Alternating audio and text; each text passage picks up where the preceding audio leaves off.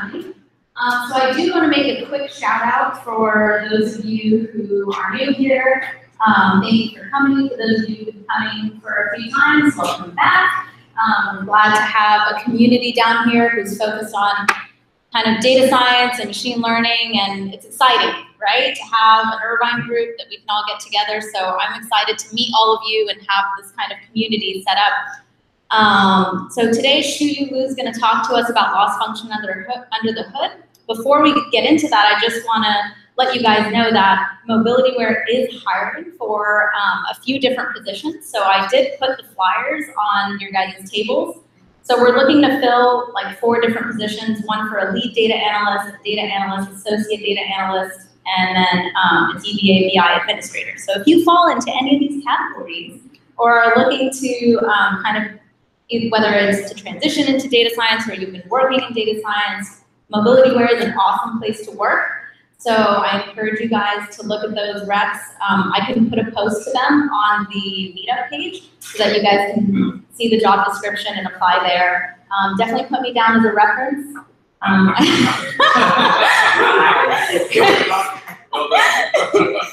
My director is here to hear that. So without further ado, actually, I'd like to get the pulse of the room. So for those who are working as data analysts, can you guys raise your hands? Any data analysts? Okay, a couple. Any data scientists? Okay, 1, 2. You're just you don't know where you belong. Okay. Engineers, software engineers. Okay, students. All right, okay, a lot of students. Awesome.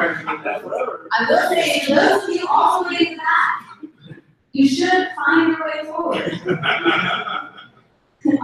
You'll enjoy it a lot more if you're up close and personal. All right, so I'm going to hand it off to Shuyu. She's very, I'll let her introduce herself.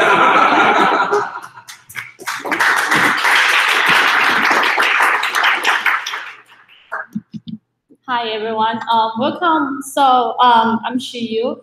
I'm a data analyst at MobilityWare. Yeah, this is my introduction for myself.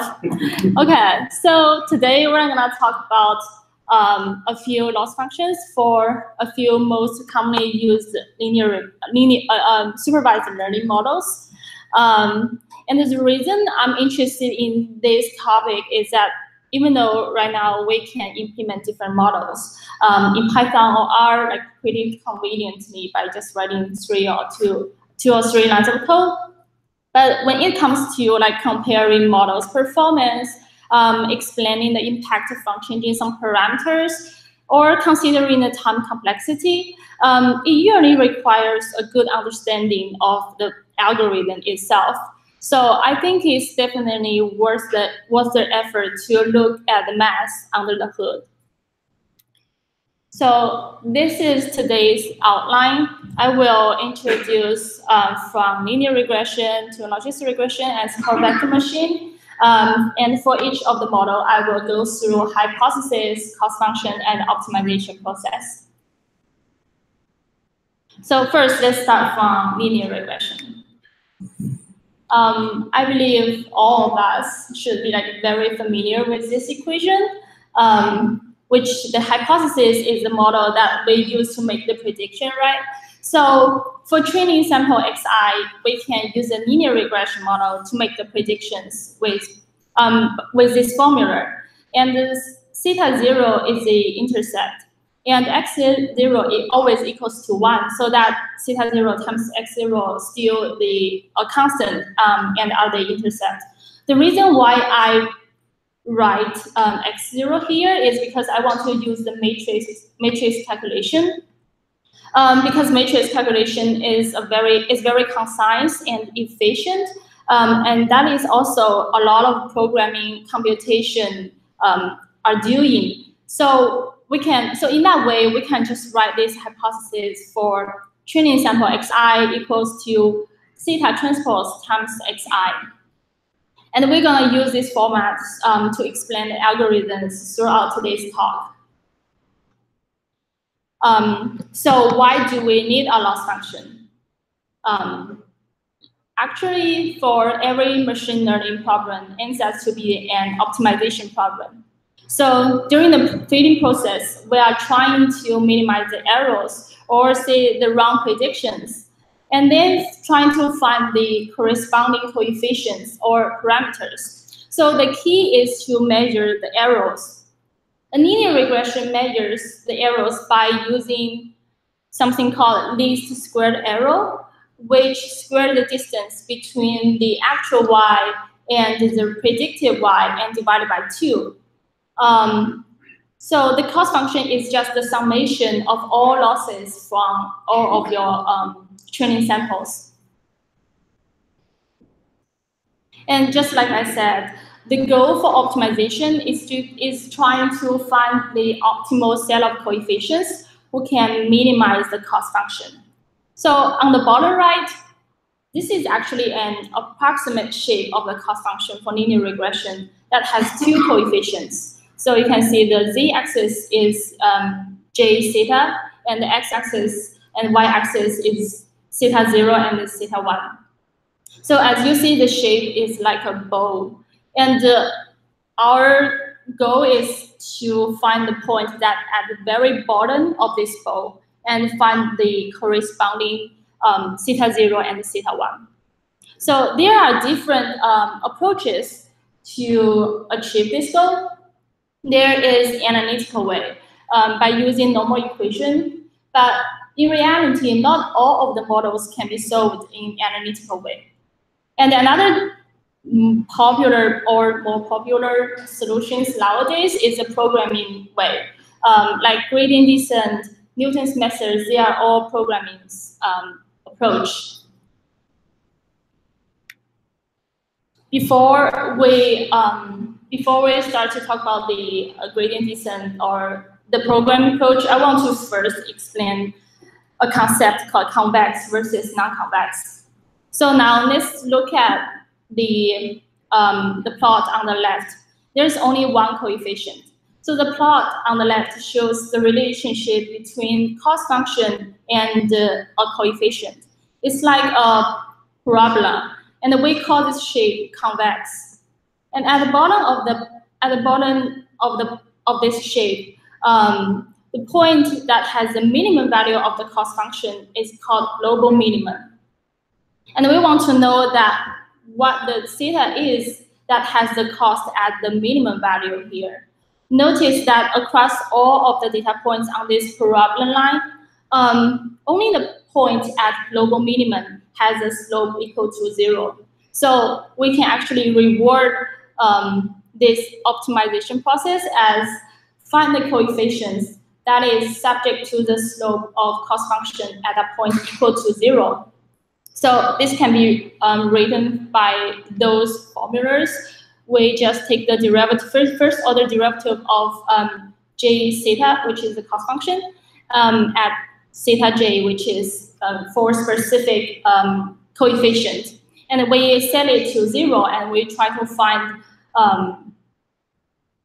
we try to solve our optimization process by using this constraint. Besides that, before we go to the process of finding the coefficient, I want to show you the shape that is non-convex. So it's on the right. Besides global minimum, there also has local minimum with slope of 0, 2. It brings some difficulties to optimization process, and it can be solved with some advanced methods eventually. But convex versus non-convex is really an important condition when choosing optimization algorithm here. So, but luckily we don't have to deal with any non-convex situation for any of the models we're going to discuss today.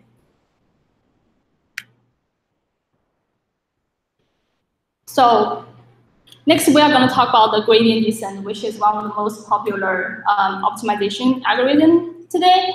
What gradient descent does is that starting from a randomly picked position as the initial value of theta, just like this one, we have an initial theta, and then we start to moving towards to the global minimum step by step.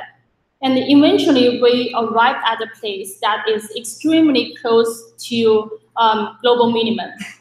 And at that time, since the slope equals to 0, the theta will stay the same during the following extra steps. We call each step as one iteration.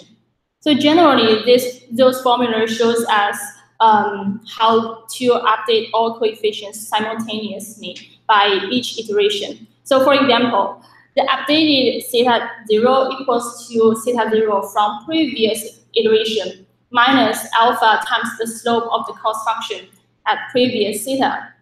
So repeat this process for many iterations until your global minimum is found.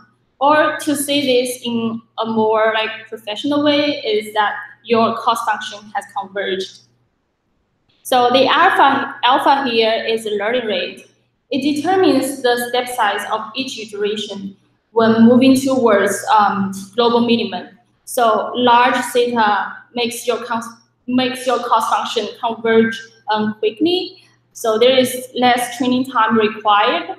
But because of your step size is too big, you might miss the point that is the real global minimum. So your cost function may not be minimized enough, actually. But with smaller alpha, your cost function converges slower. That means more training time required. But you usually will get a pretty good, your cost function will be minimized better. But there is always a trade-off between reaching a point that having the cost as small as possible and the time complexity. So right now, I want to show an example by using Boston housing data, by using gradient descent and also vectorized implementation, just to go through the manual process, how we're going to use gradient descent to do the optimization. Yeah, it should be good.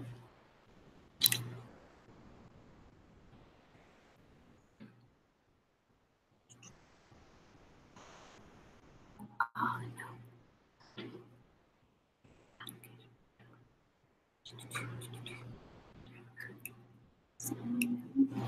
Where is the drop? Do I need to drop to?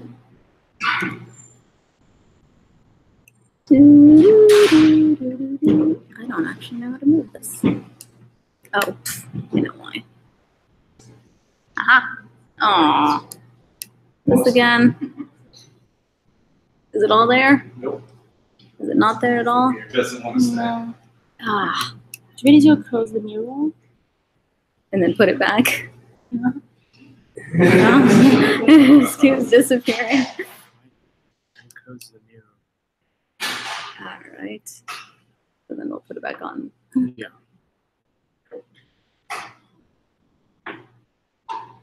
Okay.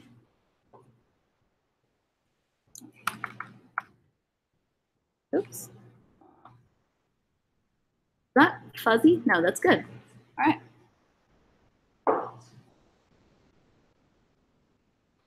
So can we see it completely? Okay. Yeah. Just put hide on this. Maybe click the X on that. Yes. There you go. Okay. Okay. So I'm using the Boston housing dataset I just got from UCI machine learning repository.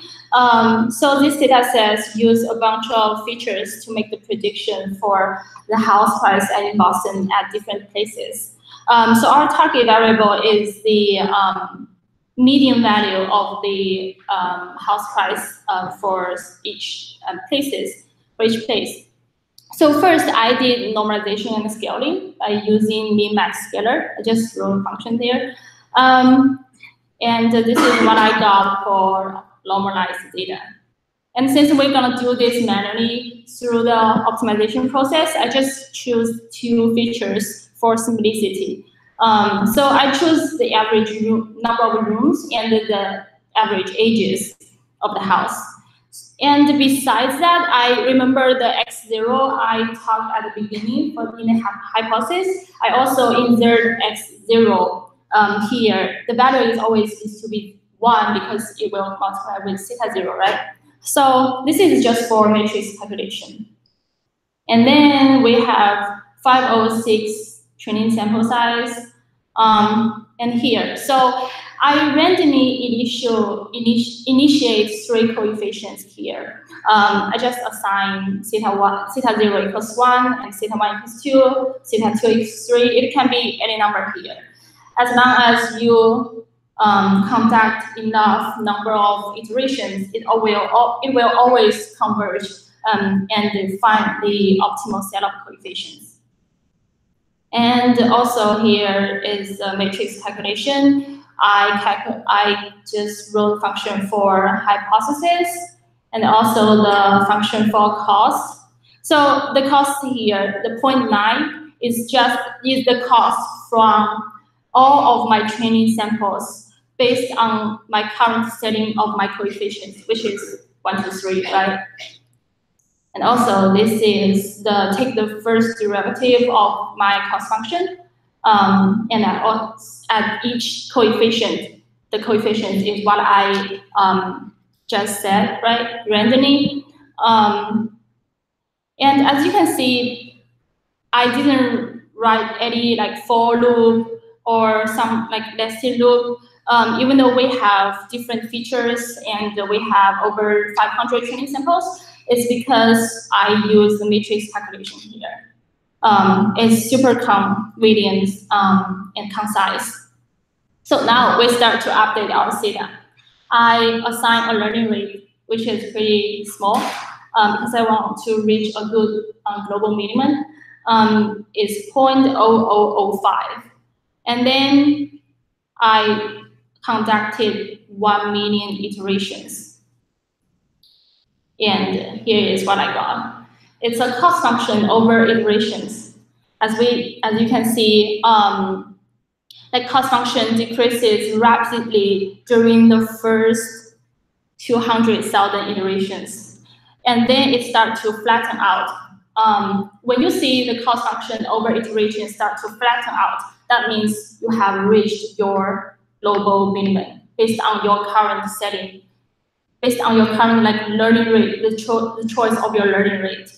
Remember, we just mentioned if the choice of your learning rate is too big, you might miss the point of the global minimum. So it just shows your choice. And this is the cost what I got based on the optimal set of coefficients I found. This is about 0.01 that as compared to the 0.9 you remember at the beginning. That is a cost from a randomly chose coefficients. And I also compare this with secondary linear regression model. I just use the default of this model. And this is what I got. The coefficients from the 2 approaches, they are almost the same. Yeah, this is how we manually do optimization process. Okay, let's go back to the slides.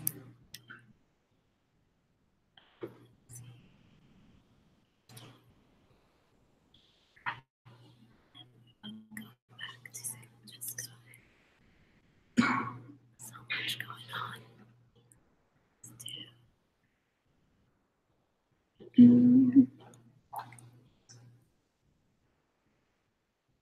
Doesn't even work anyways. You know what? Screw it. Okay, so I just took linear regression as an example to explain almost the whole process of machine learning model training from hypothesis, loss function, and to optimization. So this is not really encouraging anyone to do the model training by yourself instead of using existing packages directly. From my perspective, those information enables you more controls over your model. Say, especially when it comes to diagnosing your model's performance, making decisions from trade-offs, or building your company's own machine learning systems, or even customizing your loss function to satisfy some special criteria in your business case, etc. So this will require you to master the details of the model algorithm at this level, at least. Before we move to logistic regression, is there any questions so far? Yes. When you showed us this graph, like you said, when we reach out a certain number of iterations and then the graph got flattened out, it means that you reached the global minimum. But how do you know that it's like local or global? Oh, so for linear regression's case, there is no local minimum. So like even for logistic regression, support vector machine, the cost function for this model, for those models, they don't have local minimum because they are convex. That's why at the beginning I compare the convex versus non-convex. Non-convex can solve by different methods, such as you simultaneously assign 1,000 initial zetas, and then let them do the same process to reach to probably different global minimum and compare which is smaller. But this is a totally different approach. Okay, are we good? Okay. Yeah. How do you ensure that your problem is going to be convex and not non-convex? How do we know that it's convex or convex? It's actually a pretty mathematical problem. First, you need to look at the cost function. What does it look like? So like for example, for linear regression, we know it's quadratic, it's a parabola. So it's pretty convenient. It's pretty obvious. It's pretty obvious, right? That it's convex. So, like in practical terms, what kind of model would you use? Maybe you don't manually use gradient descent to calculate convergence and mean square error, but under what kind of models would you be doing that versus something like linear regression, running the regression model that you did using Lagrangian optimization? Where would you be using gradient descent under what kind of models? Oh, so I think it's more like depends on what kind of the use case you want or your business situation. So there is another, so one type of gradient descent is called stochastic gradient descent, right? So you're gonna train the new data point every time. At that time, you cannot just use a linear regression or update it every day. But you can do that, but compared to this one, it's probably more advanced. So yeah, I think it's more like based on your use case. Yes. The algorithm you showed before the linear regression, is it something like neural networks without hidden layers? We have like 20 neural networks here. You have your target here. You just develop it without hidden layers. This is what I get. Is it? I'm not sure. I'm not quite sure. I understand your questions. You mean like from where of the slides do you? The algorithm you conducted just before linear regression. Before linear regression. Was it like neural networks? 20 features here, the target here. Okay. Yeah, I'm sorry. I'm not sure if I get it. Neural network is more creative.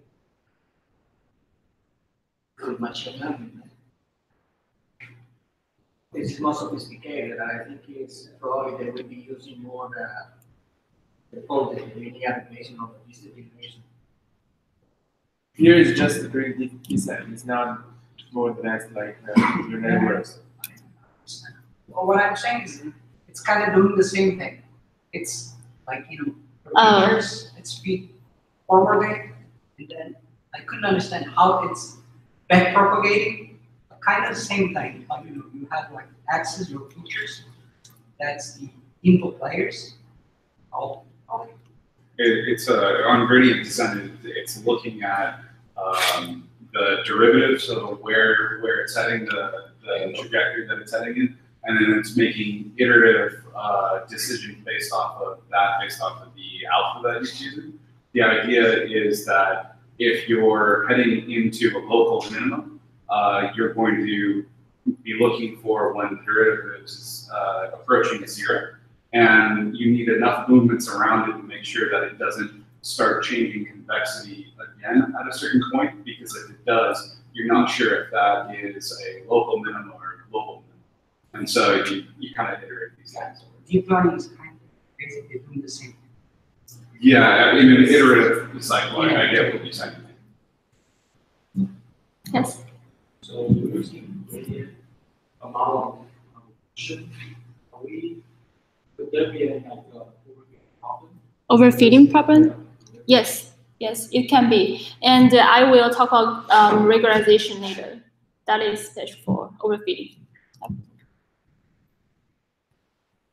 So let's move to the logistic regression.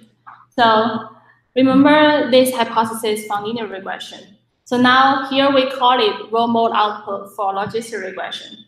And we will do something to it to construct hypothesis for logistic regression.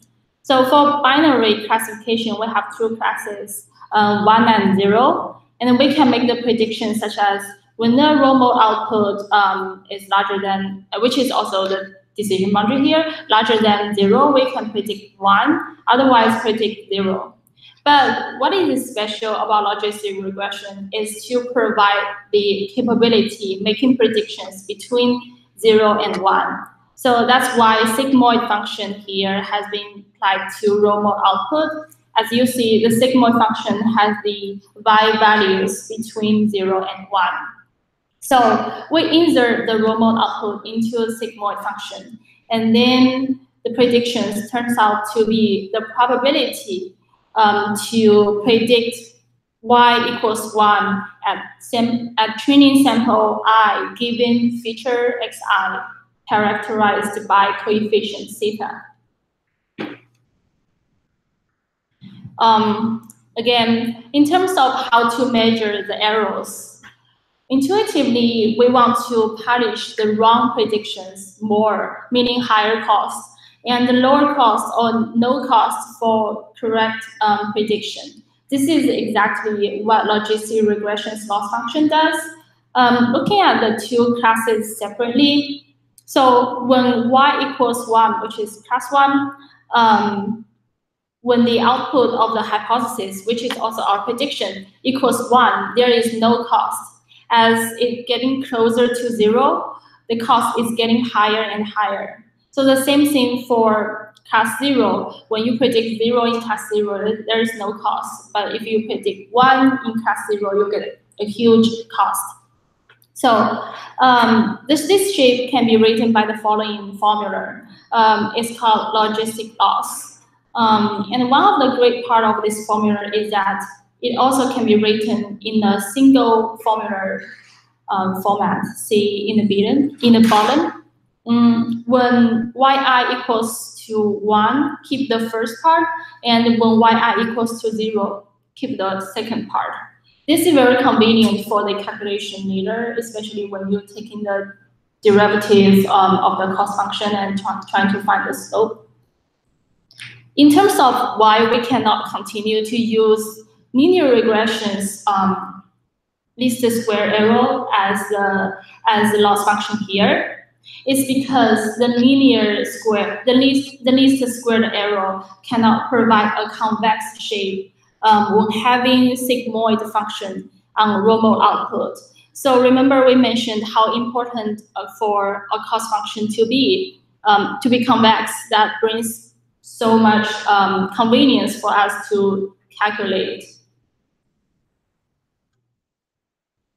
And again, so cost function is just the summation of losses from all the training samples. And now here we come to regularization. So this is another topic I think we should emphasize, is since overfitting is a pretty common issue when fitting the model, logistic regression is usually running with regularization to control models' complexity. So here are the 2 types of regularization: L1 or lasso regularization and L2 or ridge regularization. Both of these 2 types of regularization can prevent overfitting, can mitigate multicollinearity, and L1 regulation can also do feature selection. And for the following slide, I will explain these two regularization in detail and answer why only L1 can do feature selection, L2 cannot. So regularization is actually just adding a constraint on coefficient theta to original cost function. Smaller coefficients usually stand for simpler hypotheses and less prone to overfitting. So looking at the plot on the left, which is L1 regularization, say we only look at two coefficients here, theta 1 and theta 2.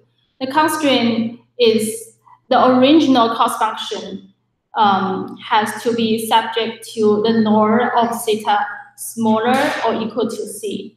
This gives us the shape as below, which is the blue diamond shape. It shows so this blue diamond shape shows the area that how big theta 1 and theta 2 can be, and here it is c. The contour plot is a 2D plot of cost function looking from the axis. You remember we saw the bow shape of the cost function at the beginning. So this is the 2D plot of that. It can be different shape. This is just an example. And even though here I only draw like 3 lines of circles, but it can grow as much as big and as small as big. The center of the contour plot shows the position at global minimum. So this is the point we want to find without when we don't have the regularization. But with current constraint, we need to sacrifice the global minimum to some degree to meet the requirements of the theta. Now, the optimal coefficient should be at the point when contour plot meets the diamond shape for the first time. So similar to L1, L2 just have a different type of constraint. That is the norm of the theta squared should be smaller or equal to c squared. And it gives us a round shape. Again, the optimal theta needs to be where the contour plot and the round shape first meet for the first time. So now we can answer why L1 can do feature selection that makes some coefficients to 0, but L2 cannot. It's all about the shape. So the first intersect for the diamond shape, it has the colors, right, at x-axis and y-axis, which is at theta 1 axis and theta 2 axis. While but so it is possible to be at corner where the contour plot meet the diamond shape for the first time. But for L2, it has a round shape. The first intersect will never be at x-axis or y-axis as long as the global minimum point is not at x or y-axis originally. So the coefficients can be extremely close to 0, but it cannot be exact 0. Because the round shape, it will never hit the corner, or there is no corner, but we assume the same position in the corner, will never be able to hit that point for the first time. And finally, we can just add these constraints to our original cost function. Based on Lagrange multiplier, the cost function with regularization can be written like this. The first term is always your original cost function. And for the second term, L1 has the sum of absolute value of coefficients, and L2 has the sum of squared value of your coefficients. So when we do regularization, it's really trying to find a balance between fitting your model really well and on the other hand to control your complexity of your model. So on the one hand, we want to fit the model very well, no matter how coefficient will be. This can be done by the first term of this equation. On the other hand, we don't want the model to be too complicated. That will lead to overfitting. And we control this part with the second term. So there's always a trade-off between them. So here we have a parameters lambda. So lambda is a parameter we would use to adjust the weight of the regularization. So lambda is the term you would do some tweak on that and try to find a place to really balance your model's complexity and to fit in the model very well. So lambda plays a similar role to inverse C. Remember, C is the max value that your theta can be in the previous slide here.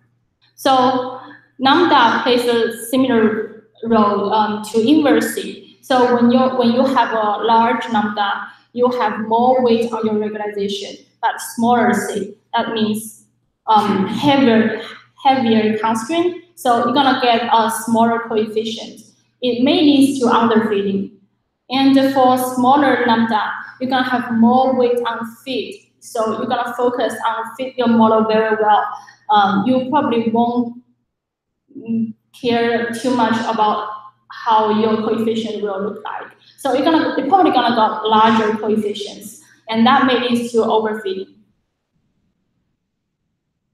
So there is no perfect choice for good. It's just good for your specific cases, especially.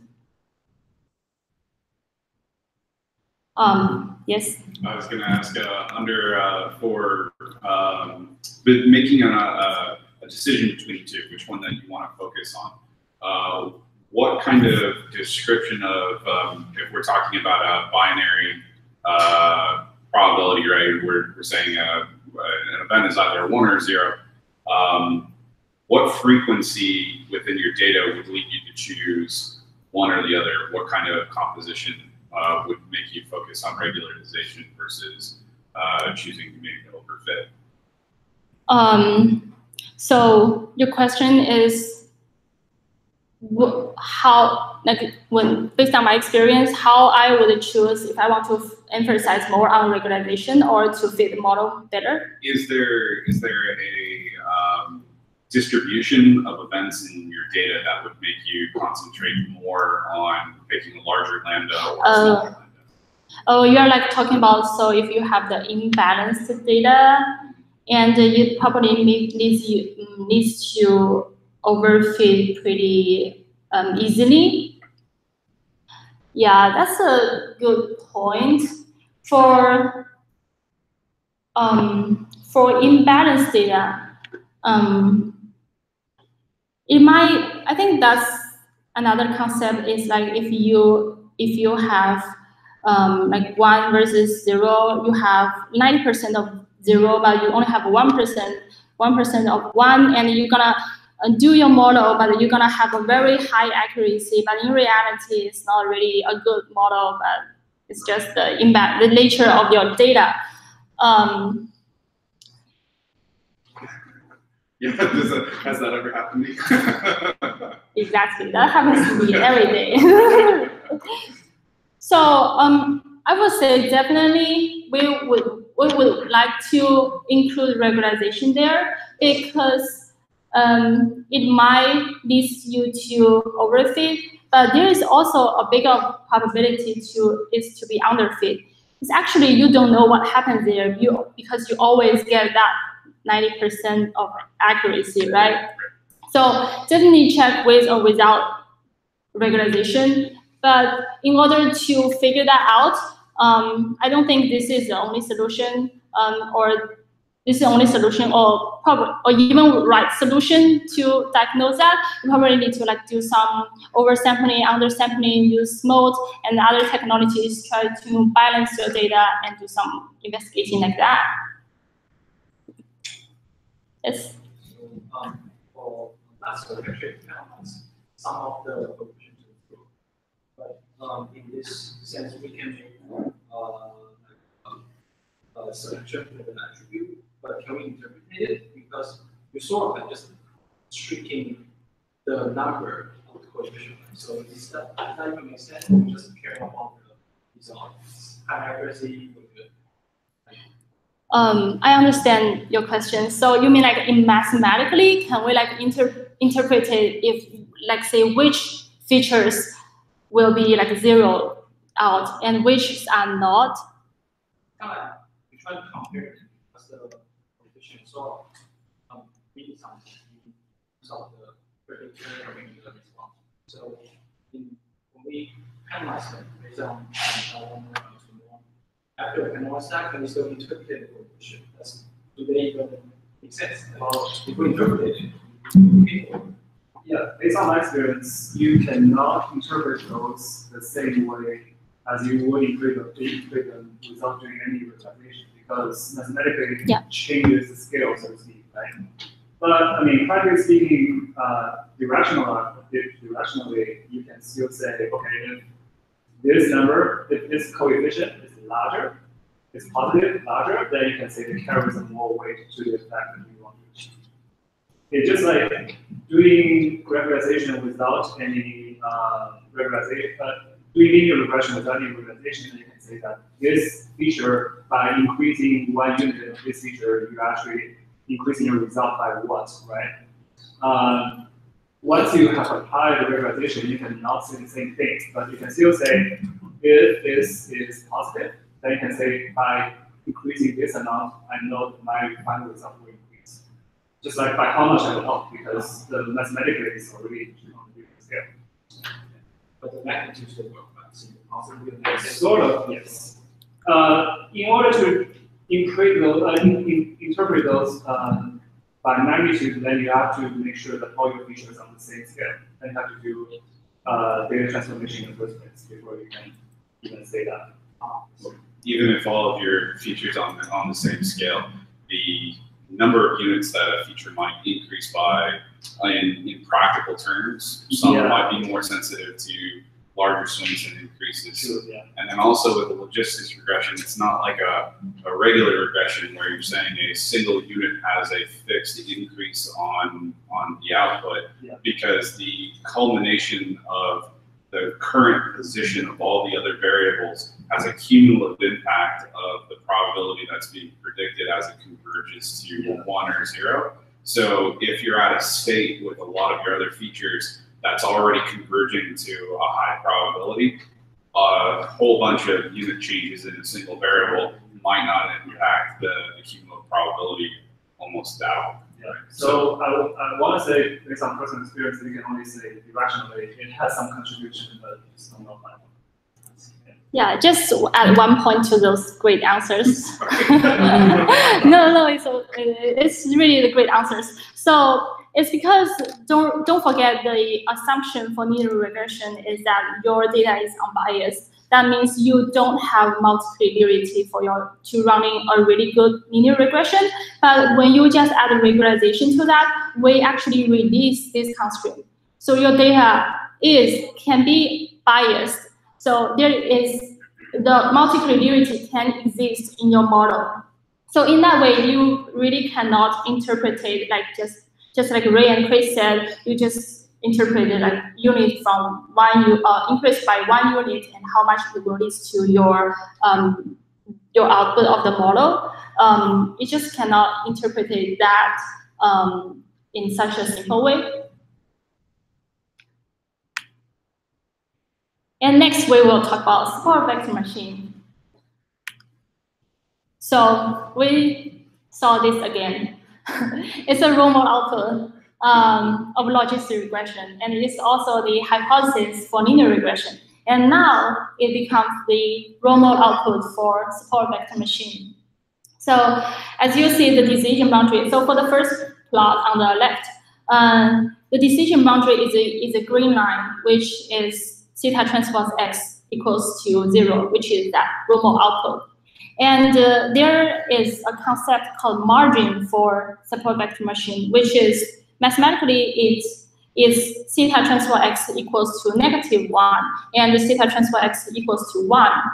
And what is special about support vector machine is it's trying to find a hyperplane that have the largest margin. say the distance, the margin is defined as the distance between your decision boundary and the data point that is closest to your decision boundary. So as compared to the pink line, SVM will not choose the pink line as a decision boundary, even though it still separates your two classes pretty well, but it don't have the largest margin. And since we are talking about support vector machine, we first need to know what are the support vectors. So there are two types of support vectors. One is incorrect classification, which is the orange one, right? And the second type is the data points that is very close to your decision boundary. So they are very suspicious, right? They can be class 1 or class 0. So these are the two types of support vectors. And you probably know that only support vectors can contribute to your model training process. But what is the reason for that? I'm gonna explain it later. So the hypothesis for support vector machine is very simple and straightforward, which is based on your raw model output. If it's larger or equal to 0, you predict 1, otherwise predict 0. So there is no probability prediction for support vector machine like logistic regression.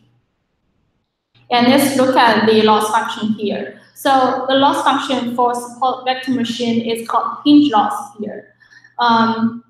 We can describe it as if you have your raw model output larger or equal to 1, there is no cost.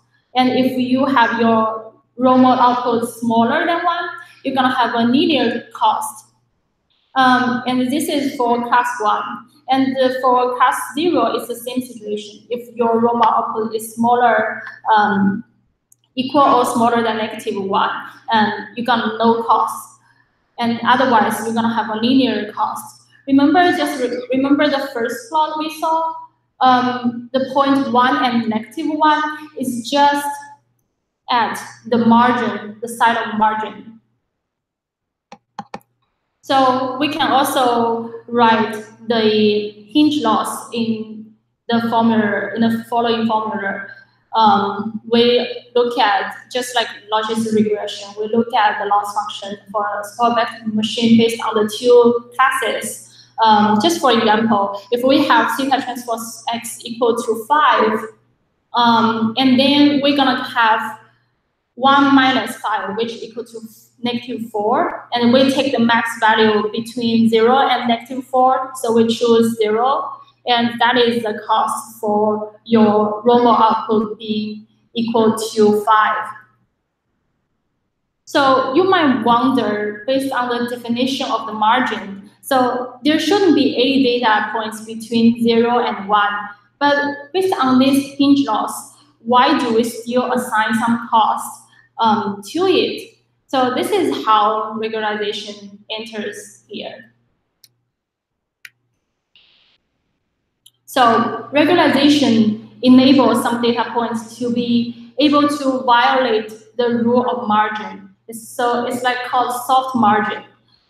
Because based on margin's definition, it has to be the distance between your decision boundary and your data point that is closest to your decision boundary. But right now, we actually have some data points within our margin. This is all because of the regularization. And besides that, it also gives some tolerance to misclassified data points, like the triangle there. And also, for example, for the plot on the right, ideally, we want our decision boundary to be the green line. But because of an outlier, the orange triangle, if you don't have regularization, you just consist with your large margin classifier, the decision boundary will just shift from the green line to the orange line. So without regularization, it will be pretty sensitive to the outliers in order to satisfy the large margin rules. And just similarly to logistic regression, we just have different cost function, but the format are totally the same. So the first term is the your cost function, your fit term, and the second term is your regularization term. And also there is L1 type and L2 type. The difference is in logistic regression, we use lambda as our regularized parameter, but here we use C as our parameter to adjust the weight of the regularization here. So this C, again, plays a role similar to lambda. So when you have small c, you have lighter weight on fit, but more weight on regularization. So with more regularization, so you may have smaller coefficients, and that might lead to underfitting. And with larger c, you're gonna have more weight on fit. Larger coefficients can be, and it may lead to the overfitting. So because in the real world, it's very difficult to get data that is clean and totally separable. So that's why the regularization always play a very important role in SVM. And we just talked about one type of SVM, which is linear SVM. And another popular type of SVM is the nonlinear SVM, which is SVM with kernel. So I just write the hypothesis, loss function, cost function here. You can say it's almost exactly the same as linear SVM. The only difference is I replace x with f here. So f is just a function of x, and we call it the kernel function. I will just use a simple example for polynomial regression to explain the f function here. So for this polynomial regression, you originally have two features, x1, x2, but then you created two more features, which is x1 squared and x1, x2 squared. So actually you can regard all of this x1 squared, x1, x2 squares are just the function of your original features, right? So SVM with kernel is just doing a very similar thing here. It's trying to find the function that related to your original features. So one common kernel function for SVM is called Gaussian kernel, or radial basis function. That is how it's called in scikit-learn. And this will give you the f function of x. So I will just explain the kernel with a simple example. For example, first I want to calculate the similarity between x and L1, and so I call it F1 equals to similarity between x L1, and the following function is just the Gaussian function, which gives you a measure of how far your x and L1 can be. And similarly, I did the same thing for L2, which is to measure the distance between x and L2, and also F3 is the distance between x and L3. So L1, L2, L3 are just landmarks. We call it landmarks. And F1, F2, F3 are the features I just created to represent the location of x, instead of using your original features x1 and x2. So in that way, we can just reconstruct our raw mode output as follows, which is theta 0, f0. That f0 is like x0 equal to 1, right? And we have the new f1, f2, f3 as our new features instead of original f1, f2 as our features. So I just explained what kernel function is, but how to find those landmarks to calculate the similarity between them and our training samples.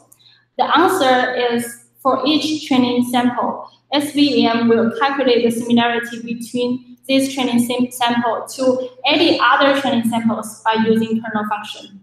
That means the number of the features for prediction is equal to the number of your training samples. So your data is getting much bigger because you're gonna have the same size of features and same size of samples.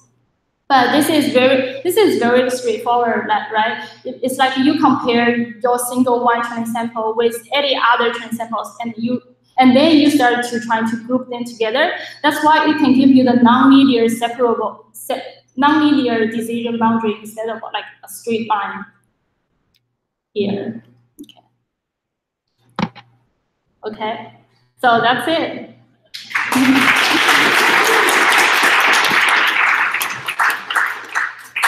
Thank you guys.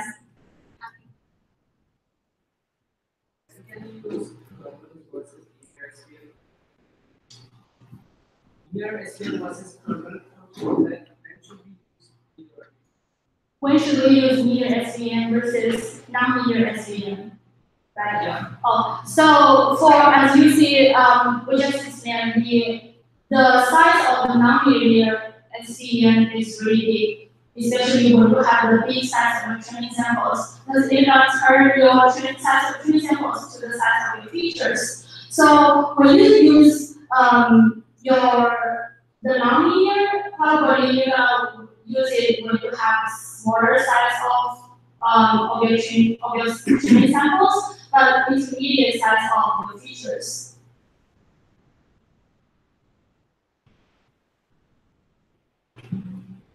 So since you cover like the different types of models, I think I 100% understand that, but I'm trying to summarize like what you taught today.